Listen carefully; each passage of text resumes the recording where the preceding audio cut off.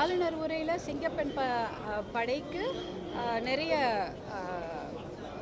அதாவது நிறைய personnel women police personnel எடுக்கப்படுவதாகவும் டெக்னிக்கல் சர்வேலன்ஸை அதிகப்படுத்துவதாகவும் சொல்லியிருக்கிறாங்க. இன்னும் நிறைய திட்டங்களை கொண்டு வர வேண்டும்.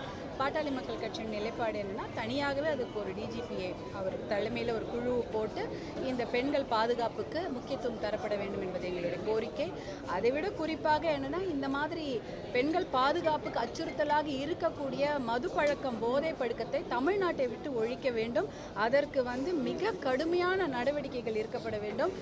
அதே போல் அதைவிட அதிகமாக ஒரு விஷயம் என்னென்னா, இந்த தவறு செய்பவர்கள் யார் என்பதை நம்ம எல்லாருக்கும் தெரியுது. இன்றைக்கி இந்த ஃபோரன்சிக் அப்படின்றது ஒரு மிகப்பெரிய ஒரு டெக்னிக்கல் எக்ஸ்பர்டீஸ் இருக்குது நம்மக்கிட்ட. யார் தவறு செய்கிறார்கள் என்பது உடனடியாக தெரிந்து விடுகிறது.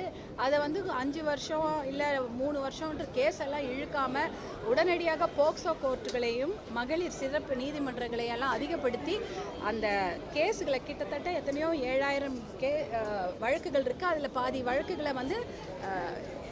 எடுக்கவே இல்லை, அதாவது விவாத பொருளாகவே எடுக்க முடியல.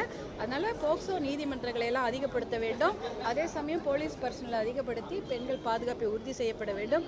குறிப்பாக உயிர் பயத்தை கொடுக்க வேண்டும். அப்படி கொடுத்தாதான் இந்த தவறு செய்பவர்களுக்கு மிகப்பெரிய தண்டனை வழங்கப்பட வேண்டும். கொஞ்ச நாள் ஒரு 10 வருஷம் கேஸ் இழுக்கக்கூடாது. உடனடியாக ஒரு 2 மாதத்திற்குள்ளாக 1 மாதத்திற்குள்ளாக தினம் வாரத்துக்கு ஒரு முறை அந்த கேஸை எடுத்து ஆடி வழக்கு செய்து அவர்களுக்கு தண்டனை கொடுக்கப்பட வேண்டும். எத்தனையோ வெளிநாட்டில் பார்க்குறோம், பெண்களுக்கு எதிரான குற்றங்கள் இழைப்பவர்களுக்கு உயிர் பயத்தை காண்பிக்கிறார்கள்.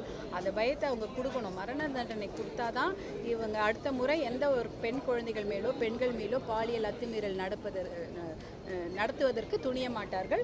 அதனால் அந்த மரண தண்டனையை கொடுக்க வேண்டும் என்பதுதான் எங்களுடைய